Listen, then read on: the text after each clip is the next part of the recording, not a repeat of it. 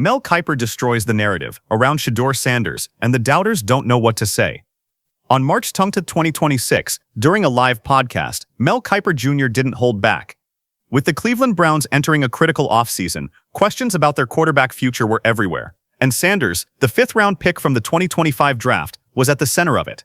The way he competed, the arm strength, in those weather conditions, didn't have an issue there. And in terms of mobility and athleticism, he showed that. People said he couldn't do that. He held up physically, taking hits, some incredible shots he took. So, to me, I don't know what else you would want, considering what he had to go 3-4. Could have very easily been 4-3. Like I said, when he was on the field with Cam Moore, did you see much difference there? The number one pick and a fifth-round pick, did you see much difference? I didn't. Obviously he's already proven to be better than Dylan Gabriel, who was the third-round pick, and is he their quarterback of the future? I think he is. The doubters are and the haters are going to be out there saying he's not. Well, yeah, we'll see. We'll see how it plays out, but I got to believe he's surpassed expectations by miles, considering what he had to overcome this year. Kiper's message was clear. The NFL and media were wrong. Sanders isn't just capable. He's ready to dominate at the next level. He emphasized Sanders' arm strength, accuracy in harsh weather, and football IQ, all qualities that too often get overlooked when analysts fixate on advanced metrics or draft pedigrees. The way he competed, the arm strength, the mobility, the athleticism, everything people said he couldn't do, he did it on the field, Kiper said. He held up physically. The doubters are out there, sure, but Sanders has surpassed expectations by miles. What made this moment explosive wasn't just the praise, it was the context. Cleveland insiders had been pushing narratives about veterans or other free agent quarterbacks. Shedeur Sanders has without a doubt received unfair criticism and has been placed into a system set up for him to fail. And if you do not believe me or you base your opinions off of false narratives or vibes, let me walk you through the data that disproves the most common critiques about him, because context matters, and yes, it is that deep. Critics say he holds the ball too long, that's why he gets hit. All right, look at this. Sanders was pressured on 46% of his dropbacks. That is not a little bad. That is nearly half the time that he drops back. The league average is 26.5%. Look at the rookie comparison. Other rookies are living in the mid-20s to low 30s pressure range. Sanders is at 46%. Names like Deshaun Watson, Kirk Cousins, Malik Willis, and even Kyler Murray were thrown around as alternatives. And yet here was Mel Kiper, one of the most respected draft minds, telling the world, stop wasting time. Give Sanders the shot he deserves. Fans and podcasters immediately reacted. Social media lit up with clips from Kiper's statements. Critics who had long questioned Sanders' decision-making, consistency, or durability now found themselves facing an analytical firestorm from a source with decades of credibility. This was more than a defense. Kiper was exposing a deeper bias. The NFL often overlooks late-round quarterbacks with elite intangibles. And Sanders had every trait a franchise quarterback needs: toughness. How would you compare Mel Shedeur to, behind Mendoza, the other quarterbacks in this draft in 2026? Well, he's the second. He would be right there. It'd be Shedeur. Is as good as any. Ty Simpson. Would you rather have Ty Simpson or Shedeur Sanders? Okay. Would you rather have Garrett Nussmeier, Shedeur Sanders, or Carson Beck, or Drew Aller, or any of those different guys? Taylor Green. I'd rather Shedeur Sanders, and he's already proven what he can do, and against a terrible situation that he was thrown into with, like I say, the talent around him, not getting it done, and not being able to get it done at the level you need. So they know what they have to do. They got to address the offensive line, get receivers to catch the football. Obviously, even Fannin at the end of the year got hurt. By the end of the segment, Sanders supporters had more than just hope. They had proof that an elite analyst believed Cleveland's quarterback future rested in Sanders' hands. But would the organization follow through, or continue listening to the critics? The story of Shedeur Sanders is as much about perception as performance. While his on-field abilities were undeniable, media narratives quickly shifted against him. Analysts and insiders focused on one thing: his draft position. A fifth-round selection was often interpreted as limited potential, or a backup at best. Cleveland, a city obsessed with winning, had seen quarterbacks come and go. With a new head coach, Todd Monken, arriving for the 2026 season, every move was scrutinized. Photos of Monken celebrating Sanders' birthday fueled speculation. Was Sanders truly the future, or was this just a symbolic gesture? Meanwhile, local reporters and national pundits were relentless.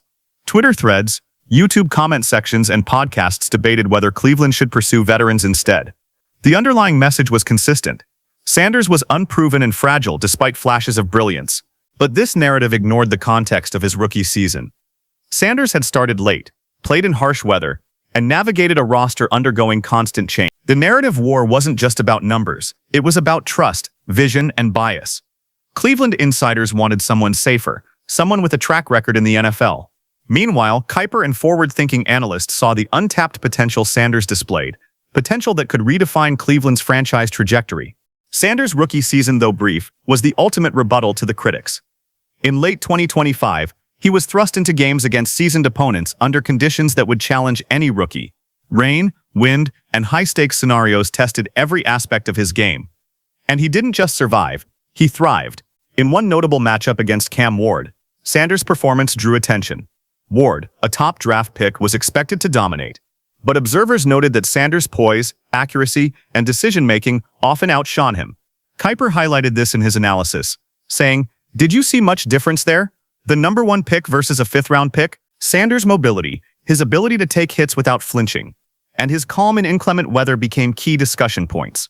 He proved that arm strength wasn't just a draft buzzword. It translated to real NFL success. His resilience in pressure situations directly contradicted the critics who had dismissed him as too raw or too small for the league. By season's end, even skeptics had to acknowledge that Sanders brought something unique. He wasn't just a placeholder. He had franchise-caliber potential, the very traits Kiper had championed months earlier. This performance became the first domino in a debate that would dominate Cleveland headlines throughout the offseason. The Browns' quarterback room for 2026 is one of the most debated in the NFL. Between Sanders, Deshaun Watson, Dylan Gabriel, and the ongoing speculation of veteran signings, the competition for the starting role has never been more intense. Sanders had the support of head coach Todd Monken and the new offensive coordinator, both publicly expressing confidence in his skills and leadership. This created a storm of controversy. Fans, analysts, and insiders clashed online, some defending Sanders' rookie season flashes, others insisting the Browns needed a more experienced hand. Kiper, however, remained steadfast. The chaos highlights a broader issue in the NFL.